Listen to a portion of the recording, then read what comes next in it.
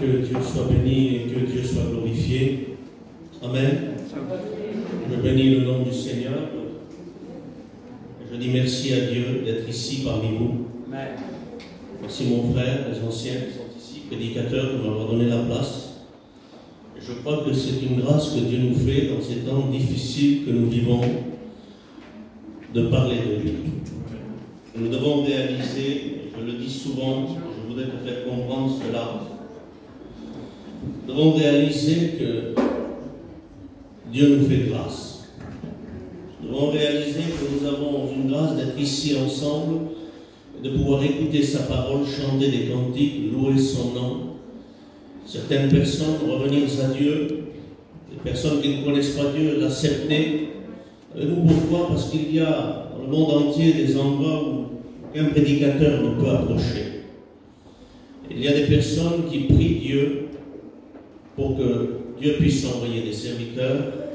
Et merci Seigneur qu'il y a des missionnaires, j'en fais partie. Nous avons été plusieurs fois dans des pays où personne ne pouvait rentrer, près de l'Allemagne. En Allemagne on est facile, mais près de la Russie c'est difficile. Et Dieu nous fait grâce aujourd'hui de pouvoir prêcher sa parole. Donc je voudrais que tu prennes à cœur ce que Dieu a à te dire. Amen. Et je voudrais qu'on prie le Seigneur, j'ai besoin de la grâce de Dieu. Et je demanderai à l'ancien qui va nous présenter devant le Seigneur. Amen. Seigneur, c'est une grâce. Amen. Ce soir d'être ici réunis autour de ta parole. Amen. Pour écouter, Seigneur, l'évangile. Cette parole qui nous a affranchis du péché. Oui. Et qui nous a rendus réellement libres. Amen. Seigneur, nous avons compris la sanctification. Et nous savons que la fin, c'est la vie éternelle. Seigneur, le péché nous a pardonné. Et aujourd'hui, nous sommes saints. Et nous voulons, Seigneur, maintenir cette sainteté dans la sanctification. Seigneur, sans que personne ne voit le Seigneur. C'est pour cela que ce soir, nous te prions de bénir l'auditoire, Seigneur, afin qu'ils écoutent la parole avec une oreille disciple, non pas pour apprendre, mais Seigneur, pour mettre la parole en pratique. Seigneur, nous te prions pour ton serviteur que tu t'es choisi ce soir, la pensée que tu as mis dans son cœur, qu'il apporte par la foi, Seigneur, sachant que c'est une parole bénie, et c'est elle-même qui va travailler dans les cœurs. Merci pour ces moments, merci pour ta présence au milieu de nous qui les honorons. À toi toute la gloire, au nom de Jésus. Amen. Que Dieu soit béni et glorifié.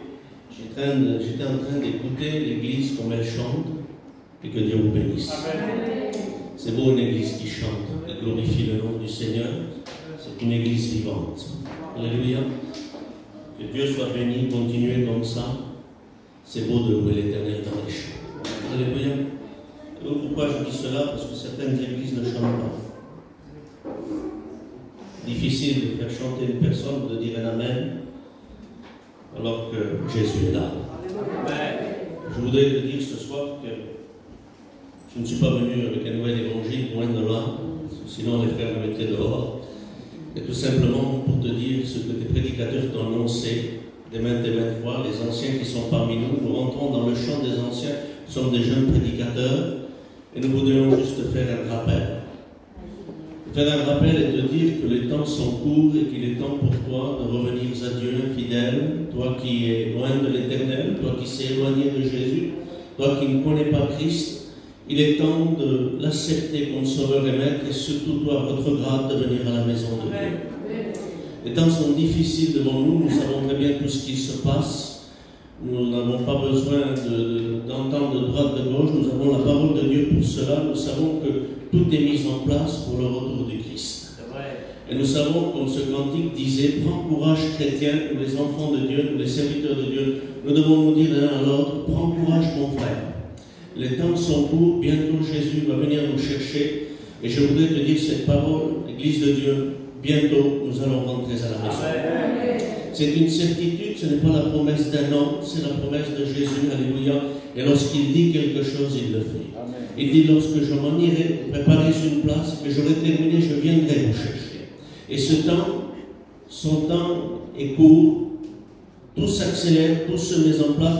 On ne peut pas vous donner ni d'heure, ni de date, ni de jour, parce que la Bible n'en parle pas. Mais nous savons par rapport à tout ce qu'il se passe autour de nous, que Jésus est à la porte. On dit qu'il a la main sur la poignée. Et puis, il va venir nous chercher. Et je voudrais que toi qui ne connais pas Christ, toi qui t'es éloigné de la maison de Dieu, que tu puisses réaliser que Jésus t'aime. Il t'aime d'un amour sincère et véritable. Les hommes t'ont jugé, t'ont pointé du doigt par rapport à ton langage, ta façon d'être, ta façon de marcher, de réagir. Je voudrais te dire que celui qui est parmi nous, le Christ ressuscité, non pas le Christ qui est resté dans une croix, mais le Christ ressuscité qui est parmi nous, lui, il t'aime d'un amour véritable. Et il voudrait que tu rentres dans cette bergerie. Il voudrait que tu rentres dans l'église. Il voudrait que ton nom soit inscrit dans le livre de vie. Et il serait temps pour toi de réaliser que sans Christ, tu es bien malheureux. Alléluia. Nous allons lire la parole de Dieu ensemble, si vous voulez. J'ai pris ce livre d'Ésaïe 21. Et au verset 11 et 12, il est dit cette parole. Oracle sur du mât, et on me crie assis. Sentinelle, que dis-tu de la nuit? Il répète avec un point d'interrogation. Sentinelle, que dis-tu de la nuit? Puis la sentinelle répond. Le matin vient, la nuit aussi. Si vous voulez interrogez et convertissez-vous. Amen. Amen. Il dit, que dis-tu de la nuit? Nous savons que la nuit représente les ténèbres. En un mot, la nuit, c'est les ténèbres. Ils vont venir s'abattre sur ce monde lorsque l'Église partira. Parce qu'il dit tout de suite aussi, le matin vient, mais la nuit est derrière. C'est-à-dire que lorsque l'Église partira, lorsque les enfants de Dieu, celui qui retient aujourd'hui l'Antichrist, comprenez bien que c'est l'Église. Lorsqu'elle partira, alors les ténèbres vont commencer à s'abattre sur cette terre. Je ne voudrais pas te faire peur. Je ne voudrais pas que tu viennes à Jésus par peur. Parce qu'on ne vient pas à Jésus par peur parce que c'est pour un temps. Au bout de quelques temps, quand tout va bien dans notre vie, on oublie Jésus. Mais on vient à Jésus par amour. Amen. On vient à lui parce qu'on sait qu'il est le véritable sauveur. Amen. Et il dit, le matin vient. Ça veut dire que l'enlèvement de l'Église est prêt. Il est prêt. On attend juste le moment de Dieu. Alléluia. Il dit, mais les ténèbres derrière la nuit arrivent aussi. Il dit, si tu veux interroger, alors interroge. Je voudrais te poser cette question. Est-ce que tu es déjà venu t'interroger, poser des questions au prédicateur, en leur demandant qu'est-ce qu'il faut que je fasse, pasteur?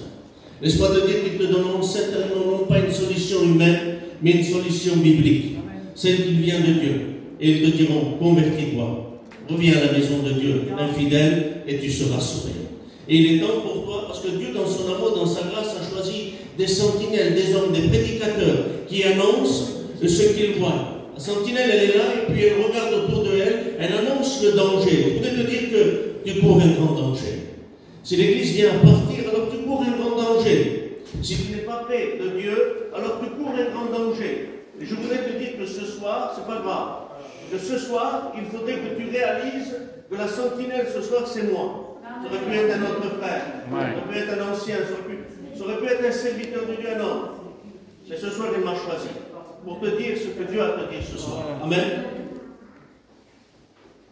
Je voudrais te dire ce soir, cette sentinelle que je suis, que le danger est là. L'ennemi de notre âme joue ses dernières cartes, parce qu'il sait qu'il y reste très peu de temps. Et il mettra tout en œuvre pour te faire souffrir, détruire ton foyer. Et le but de l'ennemi, c'est de t'amener en enfer. Le but de Dieu, c'est que tu sois sauvé. Celui qui vit dans le péché, excusez-moi du mot, celui qui vit dans le péché ne peut hériter le royaume de Dieu. Le père du mensonge qui est l'ennemi est en train de te dire souvent de fois dans ta vie, tu es très bien comme ça, reste dans ton état, tu as le temps de changer. Je voudrais te dire que ne remets pas au lendemain ce que tu peux faire. L'île de Symphonie va dire cette parole, rentrez en vous-même, faites un examen de votre vie, nation sans pudeur. Savez-vous ce que ça veut dire? Ça veut dire nation qui n'éprouve aucune honte. Et une personne qui vit dans le péché n'éprouve aucune honte. Vous savez pourquoi? Parce que l'ennemi est là et lui dit, mais tu es très bien comme ça. Qui sont ces hommes-là et ces femmes-là pour te juger? Ils sont jaloux de toi, ils sont capables de dire ces choses-là. Ils mentent. Je voudrais te dire que c'est un menteur. Jésus lui est la vérité. Il voudrait enlever cette honte qu'il y a sur toi. Parce que lorsque j'étais dans le péché, lorsque je vivais dans les ténèbres, j'avais honte. Le frère nous l'a dit tout à l'heure, il pleurait comme un bébé devant ses enfants. Nous avions honte. Et je voudrais te dire que Dieu voudrait te consoler. Ce soir, il voudrait venir essuyer peut-être ses larmes de douleur, de souffrance, et de te dire tout simplement qu'il t'aime. Alléluia, que Dieu soit béni et glorifié. Livre de Michée va dire 2 au verset 10, debout, il va dire. Et vous savez, lorsque Dieu parle à une personne et qu'il lui dit debout, ça veut dire que c'est une personne qui est en train de dormir. Elle est endormie. Et puis là, elle est en train de dire debout, allez-vous-en, car ce pays n'est plus un lieu paisible. Parce qu'il est souillé, il sera la cause d'une terrible destruction. Et je voudrais te dire, avec la grâce de Dieu, debout. Il est temps de te réveiller. Il est temps que la parole vienne te secouer et de te dire debout, lève-toi. Lorsque Ézéchiel, lorsque l'Éternel va lui parler à Ézéchiel, il va lui dire, fils de l'homme, tiens-toi sur tes pieds, car il faut que je te parle. Vous savez, quand une personne dort, c'est difficile de faire de lui parler. On peut lui parler pendant 2 heures, s'il a un profond sommeil, il ne se réveillera pas. C'est difficile de parler à une personne qui est allongée, qui dort. Mais lorsqu'il est debout, nous savons qu'il est attentif et qu'il écoute ce que nous allons lui dire. Je voudrais que tu écoutes ce que Jésus a dit ce soir. Debout. Il est temps de te réveiller et de fuir ce pays qui représente ce monde, parce qu'il va être détruit. La Bible dit qu'il va être détruit par le feu dans le livre de Pierre. Alléluia. Donc, je pense que tu ne peux pas passer par là. Ça serait terrible pour celui et celle qui renonce à l'appel de Dieu. Soyons sages et réalisons que Jésus nous aime. Alléluia. Lévitique 18, verset 25, il va dire, le pays entier est souillé. Et je vais intervenir. Écoute bien ce qu'il dit. Il dit, et je vais intervenir contre lui pour le punir de ses fautes, et le pays vomira ses habitants. Excusez-moi du mot. Il dit, je vais intervenir. Et bientôt, Jésus va intervenir. Ce qui le retient, c'est, je me répète, c'est l'Église. Mais lorsque nous partirons, ça sera quelque chose de terrible. Béni soit Dieu pour celui qui a son nom inscrit dans le livre de vie et qu'il vit une vie de Dieu. Pas parce qu'on se dit sauvé, qu'on n'a pas une vie de sanctification, une vie de mise à part, une vie comme Christ le veut, se disant chrétien, avoir une étiquette et vivre comme on veut, ça ne marche pas. Si l'Église vient à partir, alors tu resteras. C'est pas moi qui le dis, c'est la Bible. Amen. On ne peut pas vivre comme bon nous semble. Nous devons vivre selon la parole de Dieu. Demandez à Dieu que Dieu nous donne la force, parce que c'est difficile, mais avec la grâce de Dieu, nous y arrivons. Alléluia, que Dieu soit béni et glorifié. Jérémie 8, au verset 20, il va dire, la moisson est passée, l'été est terminé, et nous ne sommes pas sauvés. Combien de personnes sont comme cela? Ils disent, lorsque les beaux jours viendront, je partirai en mission pour donner mon cœur à Dieu. Ne cherche pas d'avoir une mission, un chapiteau, une convention. C'est ici que Dieu te parle. Il dit, l'été est passé, je ne suis pas converti. Et cet hiver, quand les pasteurs viendront me voir, parce qu'il y a des personnes qui se mettent en colère, quand les serviteurs ne viennent pas les voir alors qu'ils leur prêchent toute l'année que Jésus les aime. Alors il dit, cet hiver, quand ils viendront me visiter dans la maison, je prierai avec eux et je me convertirai. Non, ne remets pas demain. Fais-le maintenant. La sentinelle que je suis, et demain ça sera une autre, te dira encore ces paroles. Convertis-toi et reviens à la maison, toi qui es éloigné de Dieu. Alléluia, et que Dieu soit béni. Dieu parle tantôt d'une manière et tantôt d'une autre. Le livre de Job va dire cela, 33, verset 14, et on n'y prend pas garde. Combien de fois Jésus t'a parlé? Combien de fois il t'a annoncé que bientôt il revient? Beaucoup de personnes disent, mais ça fait longtemps qu'on entend que Jésus revient, il n'est toujours pas venu. Sais-tu pourquoi? C'est parce que tu n'es pas encore sauvé. Parce qu'il te fait grâce. Parce qu'il sait que dans l'état où tu es perdu. Parce qu'il sait que dans l'état où tu es, tu fais souffrir ton foyer. Parce qu'il sait que dans l'état où tu es, la façon que tu marches, que tu réagis, que tu parles, n'est pas à la gloire de Dieu. Et il voudrait venir te transformer, il voudrait venir te façonner, il voudrait te prendre dans ses bras d'amour et de te dire, laisse-moi faire. Tu n'as aucune capacité humaine de te sauver toi-même. Si ce n'est pas la puissance de Dieu qui vient intervenir dans la vie d'un homme et d'une femme, l'homme ne peut se sauver. Et ce soir, je te le dis, peut-être que tu as essayé, peut-être que tu essayes, mais tu n'y arrives pas, parce que tu vas avec tes propres forces. Laisse-toi façonner par le Maître. Voudrais-tu que le divin potier te prenne dans ses mains d'amour ce soir et qu'il façonne ta vie? Lorsqu'un divin potier, je disais récemment, il prépare un vase, il est là, il le façonne, non pas simplement l'extérieur, parce qu'il y en a qui ont juste l'apparence, mais le cœur n'est pas touché. Mais lorsque les mains de Jésus passent, il le façonne aussi à l'intérieur. Alléluia. Savez-vous ce que le mot façonner veut dire? Il veut dire être mis en évidence.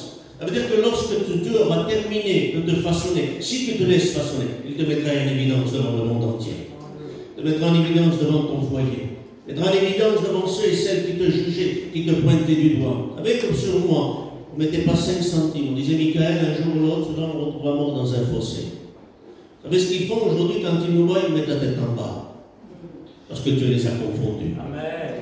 Dieu est capable de faire quelque chose d'extraordinaire avec toi. Il suffit tout simplement que tu lui fasses confiance et que tu répondes à l'appel.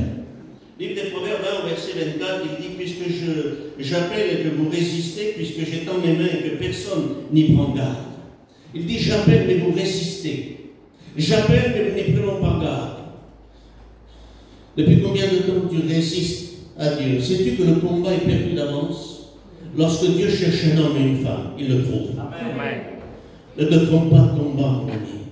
Celui qu'il faut combattre, c'est celui qui te fait souffrir. Celui qui t'a lié par des liens, par le péché. Celui qui te fait pleurer le soir. Celui qui te fait cacher dans les ténèbres et faire des choses qui ne sont pas à la gloire de Dieu. Celui qui fait pleurer tes enfants, celui qui fait pleurer ta compagne, celui qui te fait pleurer à toi, c'est l'ennemi de notre âme. Ne te trompe pas de combat. Si Jésus t'appelle à toi, c'est dans un but précis, c'est de te sauver. Jésus va te tendre la main. Vous savez, un jour, Pierre était là, il va commencer à marcher sur les eaux. Quelle beauté! Il va croire que c'était un fantôme. Nous ne te prêchons pas un fantôme, nous te prêchons la vérité. Jésus-Christ le ressuscité. Et c'est lui qui t'appelle ce soir. Pierre va l'appeler. Jésus va l'appeler, il va commencer à marcher sur les eaux. Et la Bible nous dit qu'à un moment donné, il va s'enfoncer. Que s'est-il passé? Il semblerait que Pierre va détourner quelques instants, quelques minutes, le regard de Jésus sur Jésus. Et puis, tout ce qui l'entourait, le problème, la difficulté, la tempête, le problème de ta vie, il va commencer à s'enfoncer. Savez-vous ce que Jésus a fait? Il a laissé couler. C'est ça le cas? Non. Jésus lui a tendu la main. Et lorsqu'il a tendu la main, vous savez, je m'imaginais quelque chose. Essayez de voir quelqu'un qui est en train de se noyer, de mourir. Il sait qu'il va mourir, il est en train de s'étouffer les frères. Essayez de le saisir. Savez-vous ce qu'il fait? Automatiquement, il va vous tirer vers lui. Et il va s'agripper à vous. Et j'étais en train d'imaginer que Pierre s'est agrippé à Jésus. Et il lui a dit, ne me lâche plus, parce que je suis en train de périr. Je voudrais que tu puisses saisir la main du Christ ce soir. Si ta famille t'a lâché, si tes amis t'ont lâché, Jésus ne te lâchera pas. Il est celui qui veut sauver ta vie. Il est celui qui veut bouleverser ta vie. Il est capable de faire de toi un enfant de Dieu, un serviteur de Dieu. Oui, c'est possible, si tu lui fais confiance. Et d'Ésaïe 42, verset 20, tu as vu beaucoup de choses, mais vous n'y avez point pris garde. On a ouvert les oreilles, mais on n'a point entendu. Combien de miracles, combien de vies transformées sont passées derrière ce pupitre. Tu as vu la gloire de Dieu, la puissance de Dieu se manifester. Et tu as endurci ton cœur.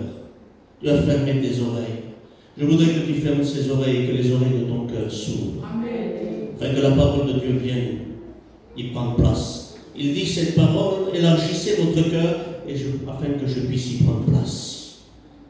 Veux-tu voir la puissance de Dieu se manifester dans ton foyer? Job va dire cette parole. Les oreilles avaient entendu parler de toi.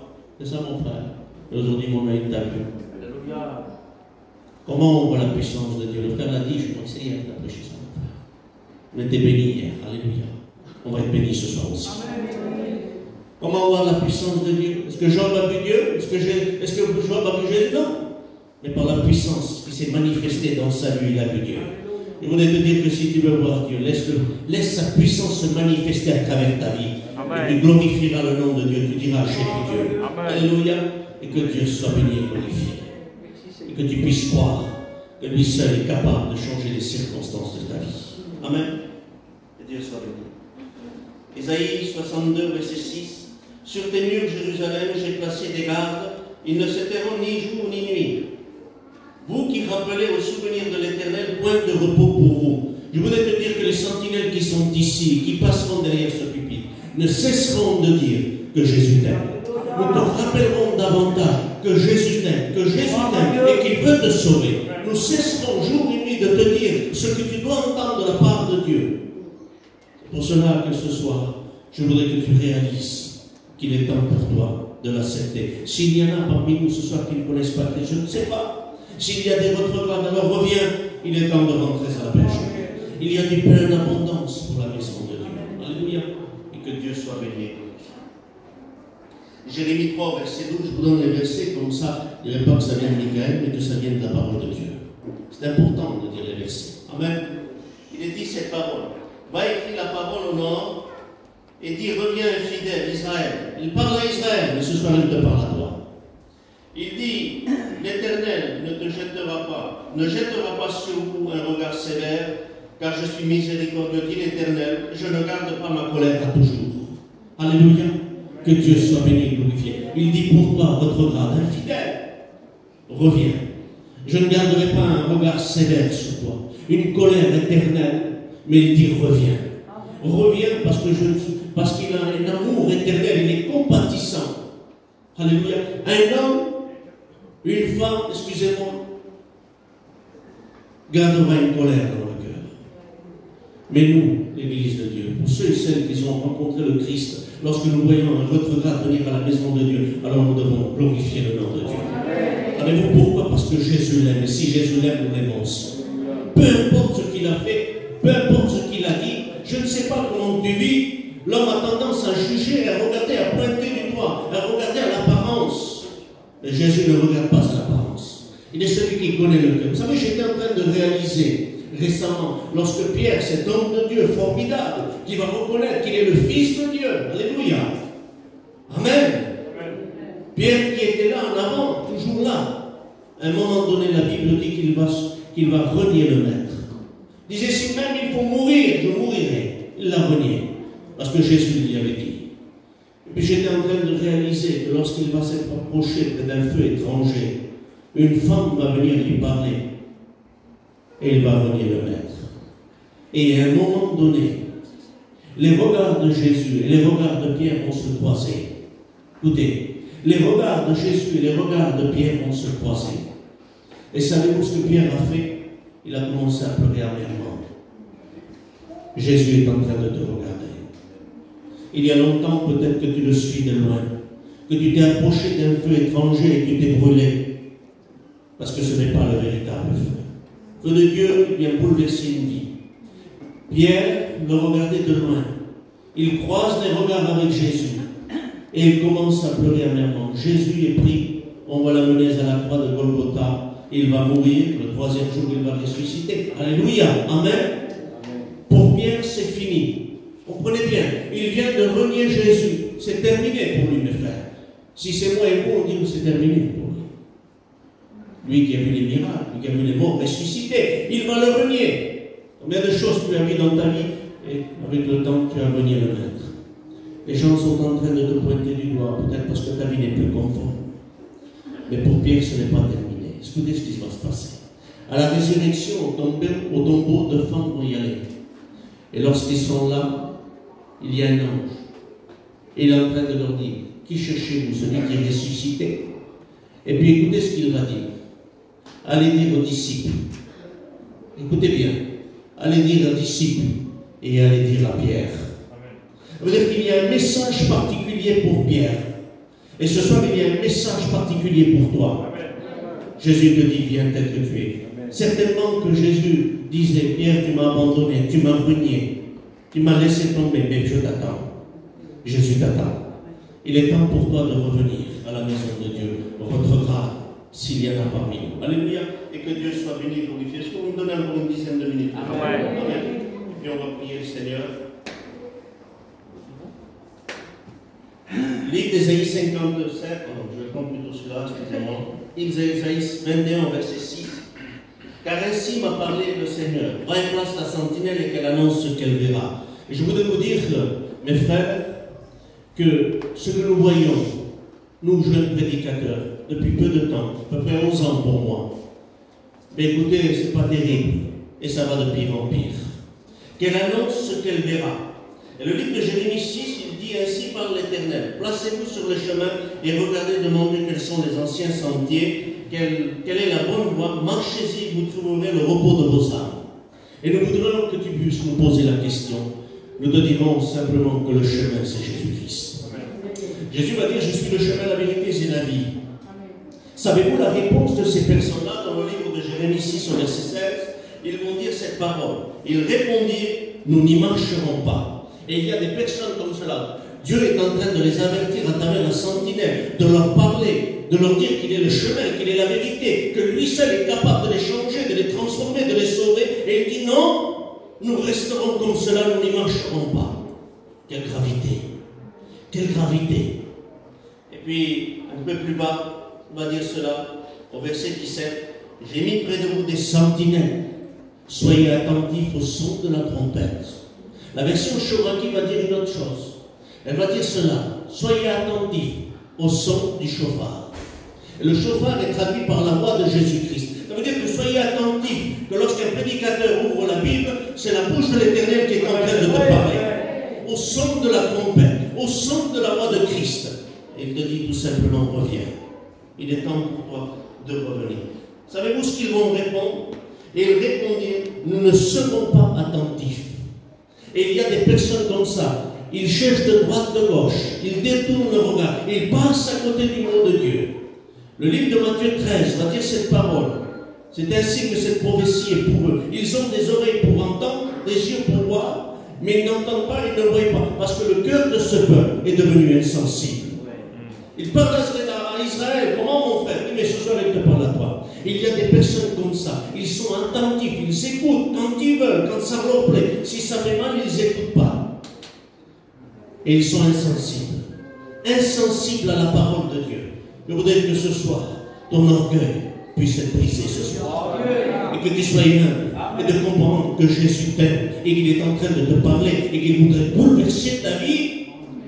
Faire de toi un enfant véritable. Confondre les hommes. Ma soeur, confondre tes sœurs.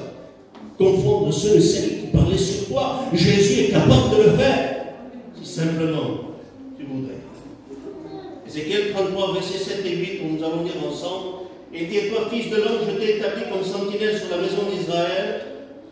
Tu dois écouter la parole qui sort de ma bouche et avertir de ma part.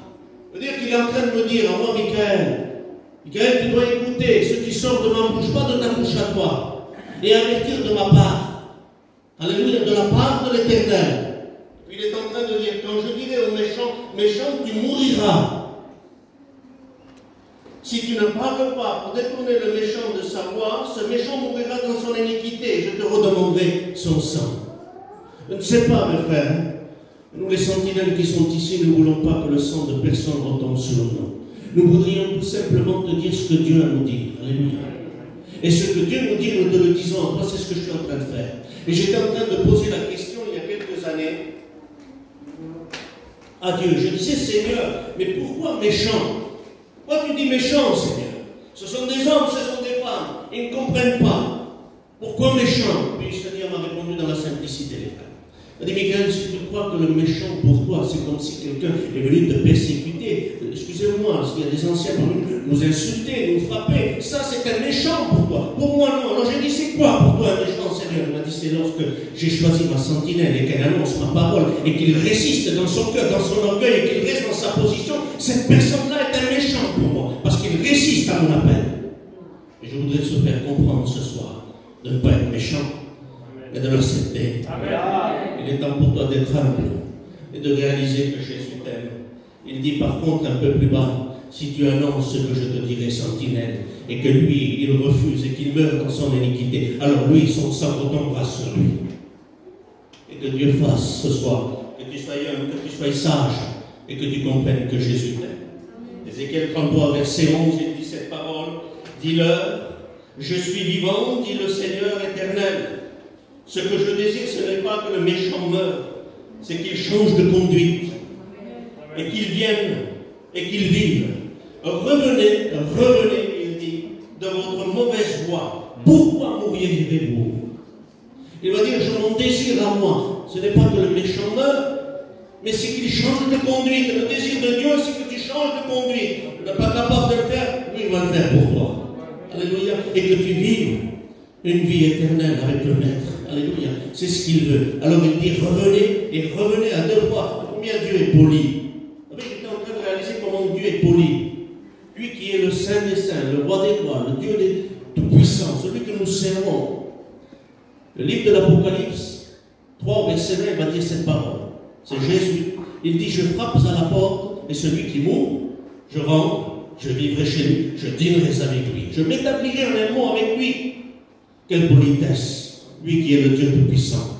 Lui qui est capable de briser un homme sur sa chaise. À tout moment, il te laisse l'opportunité de choisir ce soir. Nous avons un Dieu poli. Il dit, je frappe. Il y a combien de temps, combien d'années, combien de semaines que Jésus frappe à la porte de ton cœur, de ton foyer, et tu l'as laissé dehors. Que vas-tu être ce soir? Vous savez, nous, notre peuple, bonsoir, moi je suis un Rwanda. Il y a des frères voyageurs, vous êtes des Espagnols, des grands talents, peu importe. Notre peuple est assez un peuple poli, avec des conditions de respect pour nos anciens. Et lorsqu'une personne vient frapper à notre porte, quand on va cacher quelqu'un, on frappe à la porte, parce que nous sommes polis. On ne rentre pas chez les gens et s'établir comme ça. Jésus est poli, il ne s'établit pas comme toi, comme il veut. Il te laisse ouvrir la porte. Que vas-tu faire ce soir? Vas-tu être poli? Ou vas-tu encore laisser le maître dehors? Ce que Jésus voudrait ce soir, que tu lui ouvres la porte. J'étais en train de réaliser cela. Lorsque Noé va commencer à monter cette arche et que le monde entier va être détruit, certainement que les personnes criaient et disaient Noé, ouvre-nous. Certainement qu'il avait de sa famille, de ses amis, comprenez le bien. Et Noé n'avait pas le moyen d'ouvrir la porte, parce que c'était l'Éternel qui l'avait fait. Je voudrais te dire que ce soir, tu es privilégié. Tu détiens la clé. Ouvre-lui la porte et il rentrera. Alléluia. C'est ce qu'il voudrait faire ce soir. Alléluia. On va finir avec ça. Il dit dans le livre d'Ésaïe 57, verset 15. Il dit, ainsi parle le Très-Haut. Je voudrais que tu comprennes. Ainsi parle le Très-Haut. C'est Dieu qui parle. Alléluia. Et il dit, dont la demeure est éternelle, dont le nom est saint. Je me répète. Ainsi parle le Très-Haut, pour te faire comprendre quelle valeur tu as aux yeux de Dieu. Ainsi parle le Très-Haut, dont la demeure est éternelle et dont le nom est saint. J'habite dans les lieux élevés et dans la sainteté. Amen. Amen. J'habite dans les lieux élevés et dans la sainteté. Mais écoutez ce qu'il dit. Il dit mais, et ça c'est pas le mais de Michael. Ce n'est pas le mais des frères. Excuse-moi mon frère Abraham. C'est le mais de Dieu. Il dit mais, je suis avec l'homme contrit et humilié. Alléluia. Afin de ranimer les esprits humiliés, afin de ranimer les cœurs contrits. Il dit, moi l'Éternel, dont le nom est saint, j'habite dans la sainteté. Je suis Dieu en un mot, mais je suis avec l'homme capable de s'humilier devant ma face. Amen. Je suis avec un homme contrit. Vous savez ce que le mot contrit veut dire? Cœur brisé, humilié, repentir. Ça veut dire qu'il dit, moi l'Éternel, dont le nom est saint, je suis avec un homme qui a le cœur brisé, qui est capable de se repentir et qui est capable de s'humilier. Il dit, moi dont le nom est saint, je suis avec lui. Amen. Ce soir, il voudrait que tu puisses répondre à son appel. Amen. Alléluia. Il dit, afin de ranimer les esprits humiliés, des cœurs contrits. Vous savez, j'étais en train de réaliser pourquoi ranimer. Ranimer, c'est une personne qui est en train de mourir, mes frères. On le voit souvent à la télé, malheureusement, les gratuits qui sont en train de ranimer les personnes, ils sont là pour ça, des électrochocs. Dieu voudrait faire un électrochoc dans ta vie et de te ranimer parce que tu es en train de mourir. Spirituellement, tu es en train de mourir. Il est temps pour toi que Dieu vienne te ranimer, afin que tu puisses voir la grandeur de Dieu, la splendeur de Dieu se manifester dans ton foyer. C'est ce que Dieu voudrait ce soir. Je ne veux pas contester à toujours ni garder l'éternelle colère quand devant moi tombe en défaillance les esprits et les âmes que j'ai fait. Ça veut dire que malgré ton état, malgré ton péché, malgré ton erreur, malgré que tu es parti, il dit je ne garde pas une éternelle colère quand devant moi tu es en train de défaillir, de mourir. Jésus te tend la main. Amen. Et il te dit viens t'aider. Et je vais bouleverser ta vie. Amen. Le temps est proche. Un cœur brisé, humilié, c'est ce que Dieu veut. Vous savez, un jour, je m'arrête là. Un jour, une femme était là et elle priait Dieu. Et elle est tombée à genoux. Savez-vous ce qu'elle a dit? Elle a dit, Seigneur, éternel, j'ai le cœur brisé, des temps miettes, je n'en peux plus. Je n'ai aucune solution. Comment je dois faire? Savez-vous ce que le Dieu lui a pas répondu? Il lui a dit, ramasse les morceaux, Le Saint-Esprit lui a répondu, il a dit ramasse les morceaux et dépose-les dans les mains de Jésus. Je voudrais que ce soir, si tu as un cœur brisé, si tu n'en peux plus, si tu souffres, ramasse les morceaux et donne-les dans les mains de Jésus. Lui est la solution pour toi. Lui est la solution pour toi. Car les temps sont courts. Et bientôt, je me répète, je te redis ce que j'ai dit à l'introduction du message. Nous allons rentrer chez nous. Voudrais-tu faire partie du voyage? Un homme de Dieu, serviteur de Dieu, mon cousin, qui est fait, certainement que vous le connaissez. Un jour, il a dit une parole, l'estomac béni. Il a dit cette parole. Il était en train de prier Dieu et il disait à Dieu, Seigneur, je n'en peux plus. Je suis fatigué. Seigneur, viens me chercher. Je n'en peux plus, il disait. Et à un moment donné, l'Éternel va lui répondre. Savez-vous ce qu'il a dit? Il a dit, fais, si tu désires venir chez moi, je désire davantage venir me chercher. Dire que le désir de Dieu, c'est de venir chercher son épouse. Mon ami, il est temps pour toi. S'il y en a parmi nous, je t'en supplie, au nom de Jésus-Christ, convertis-toi. Accepte le Maître. Retrograde, reviens à la maison. Église de Dieu, certains chrétiens, certaines chrétiennes, n'ayons pas une apparence, soyons vrais devant Dieu. Amen. Ne te cacher devant le pasteur, devant nos amis, excusez-moi, on peut avoir une belle apparence, un beau chanteur, un beau prédicateur, il n'y a pas de souci. Si on n'a pas la vie que Dieu demande, nous courons un danger. Alors ce soir, je t'en supplie, il est temps pour toi de réaliser que Jésus t'aime. On prie le Seigneur quelques minutes, alléluia. Nous voulons glorifier ton nom.